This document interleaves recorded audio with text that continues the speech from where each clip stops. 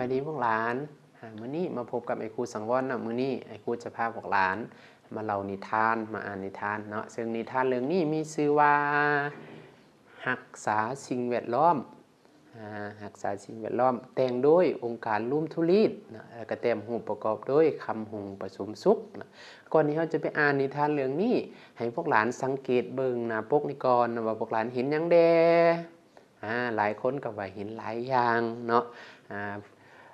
บางคนก็ว่าเห็นนักเรียนนะบางคนก็ว่าเห็นครูนะแล้วบัดนี้เขาเจ้ากำลังเฮ็ดหยังเขาเจ้ากำลังเมียนขี้เหงื่อนะบัดนี้พวกหลานลองมาเดาดูว่านิทานเรื่องนี้สิเว้าเกี่ยวกับหยังบางคนก็เว้าเกี่ยวกับว่าในครูกำลังสอนนักเรียนเก็บขี้เหงื่อเนาะบางคนก็เว้าว่านักเรียนกำลังเก็บเมียนขี้เหงื่อสิเป็นจังไดเนาะเฮาไปอ่านนำกันเนาะสิแม่นคือพวกหลานคิดบ่อ่านกันเนาะมื้อนี้โรงเรียนมีกิจกรรมเก็บขี้เหงื่อนอกโรงเรียนครูพานักเรียนไปสวนสาธารณะ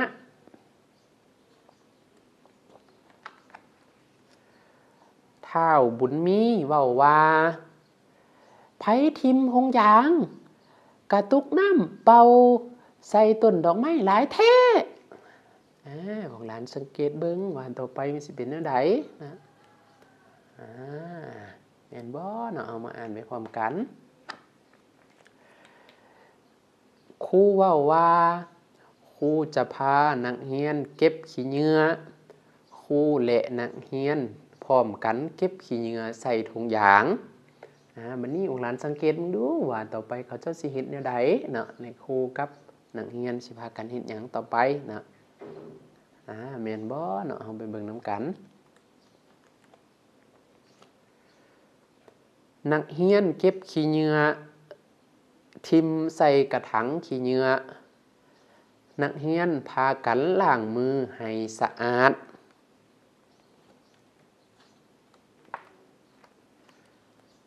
ครูเว้าว่าเฮาควรทิ่มขี้เหงื่อใส่กระถางขี้เหงื่อทุกครั้งนักเรียนทุกคนเว้าว่าโดยพวกหลานจะทิ่มขี้เหงื่อใส่กระถางขี้เหงื่อทุกครั้ง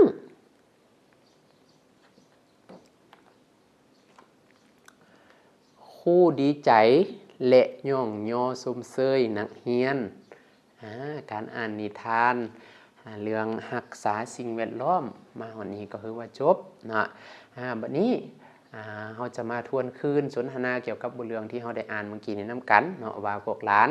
สามารถจื้อหยังได้แด่เนาะอยู่ในนิทานเรื่องนี้โดยที่ไอ้กูจะถามว่านิทานเรื่องนี้เว้าถึงหยังแม่นเนาะนิทานเรื่องนี้เว้าถึงการเก็บขี้เหงื่อการรักษาสิ่งแวดล้อมเก่งหลายบัดนี้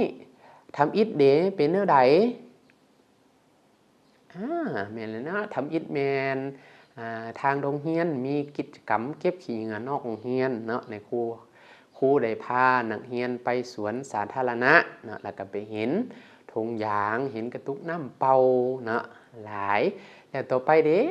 ในครูกับนักเรียนเห็นแนวใดครูกับนักเรียนพากันเก็บถุงยางกระตุกน้ำเป่าใส่ถุงยางแล้วก็ไปใส่ถังขี้เหงื่อเนาะสุดท้ายเด้เป็นจังได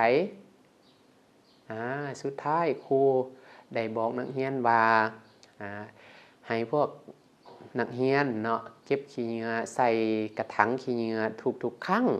ทิ่มขี้เหงื่อใส่กระถางขี้เหงื่อทุกๆครั้งเนาะนักเรียนก็บอกว่าโดยจากทิ่มขี้เหงื่อใส่กระถางขี้เหงื่อทุกๆครั้งนะแล้วก็ครูก็ดีใจแล้วก็ย่องยอชมเชยนักเรียนนิทานเรื่องนี้วันนี้ก็จบเนาะสำหรับการอ่านนิทานสำหรับมื้อนี้มาวันนี้ก็คือว่าหมดสำนี้เนาะขอบใจพวกหลานหลายๆที่เขาร่วมอ่านนิทานร่วมกับไอ้ครูในมื้อนี้เนาะไว้มื้อหน้าไอ้ครูจะสอบนิทานเรื่องม่วนๆมาอ่านสู่พวกหลานฟังก่อนเนาะฟังต่อไปขอบใจหลายๆบ๊ายบาย